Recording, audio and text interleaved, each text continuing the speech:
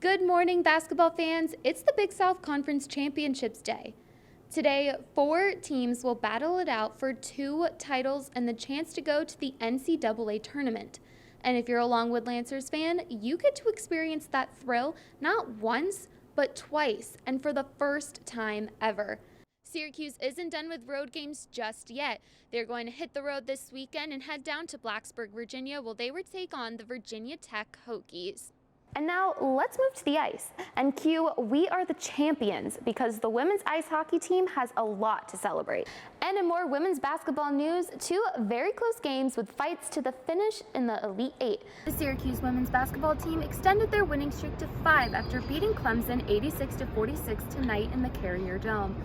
4 players scored in the double digits, including Alasia Stiles, who scored her first double-double tonight in a Syracuse uniform. The Orange have the next week off before they return to the Dome to play UMBC on Saturday at 11 a.m.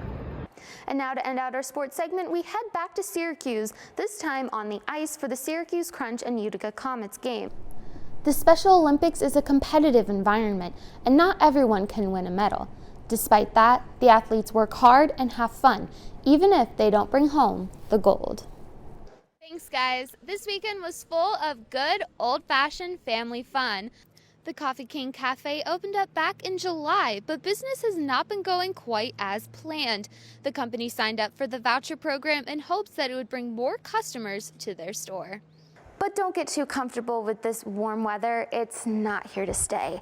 Punxsutawney Phil predicted 6 more weeks of winter last week, and it looks like he's right, at least for Syracuse. Temperatures will go back to the teens starting on Sunday.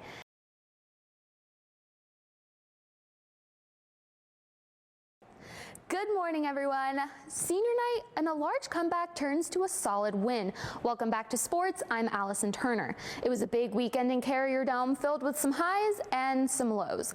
Let's break it all down. First up, Syracuse men's basketball versus Miami. It was the last game in the Carrier Dome, and the team honored their 7 seniors and graduate students to start out the afternoon. The Orange were left scoreless in the first 2 minutes, but then Buddy Boeheim knocks down a 3-pointer from the corner in true Buddy fashion. And there he is again, tying the game at 5 points. Syracuse quickly gains a lead over Miami, then Joe Girard adds 3 points from beyond the arc to increase the lead to 7. Syracuse is then up 13 points at the second half until Buddy Boeheim is left wide open and scores. He was the leading scorer of the night with 30 points. Then Barama Sidibe with the layup in his first starting game since November 2020. But then Charlie Moore gets the layup for Miami and decreased the Orange's lead to 5. In the final minutes, the game totally changed. Cameron McGusty knocked down a 3-pointer, and then a missed free throw would have helped the Orange, but Miami caught it and threw it up and went into the lead. The Orange tried one last attempt, but Jimmy Boeheim misses, and Miami takes the cake. Head coach Jim Boeheim said the team played well, but cracked at the end. Good against full court pressure. Not many teams press, but they're a pretty good pressure team. We handled it well for the whole game, really, but at the end. Next up for the Orange, they hit the road for the ACC tournament to play Florida State on Wednesday. And now switching gears to women's lacrosse. Number 3 Syracuse hosted number 7 Duke inside Carrier Dome on Sunday. The Orange were down early in the game with a deficit as large as 7 points. But don't worry, that didn't last long. Syracuse picked up speed, then a sister-to-sister connection between Megan and Emma Tyrell put the Orange to 6 points. And then the third quarter was the Orange's time to shine as they cut Duke's lead down from 4 to 3 and then even to 2 when Megan Tyrell scored twice in 90 seconds. And Tyrell continues, she is truly on fire. She scores to tie the teams at 12. And then senior Megan Carney put the Orange in the lead at the start of the 4th quarter. And then more Tyrell family action increased their lead with Sam Swart scoring in the last 22 seconds to secure the win.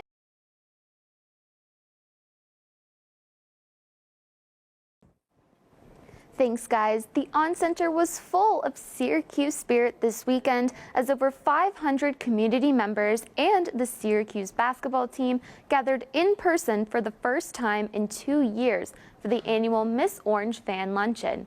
Their goal? To help raise money to make critically ill children's wishes come true. Bedazzled jackets, gift baskets, and even the men's basketball team were all things raffled or auctioned off at the 30th annual Miss Orange Fan Luncheon on Sunday. The money raised goes directly to the Make-A-Wish Foundation, giving critically ill children the chance to fulfill a dream. Make-A-Wish Central New York President and CEO Diane Kupperman says this event helps give children hope during their treatments. They're so critical as part of their medical protocol. Wishes change lives. They're really more than a nice thing to do. They're a necessary part of their road to recovery, hopefully. 6 or 7 years old to go to Hawaii. My family. It was life-changing for Amy Bratt, who went on her Make-A-Wish trip to Hawaii for her 7th birthday after being diagnosed with Ewing sarcoma in 1997.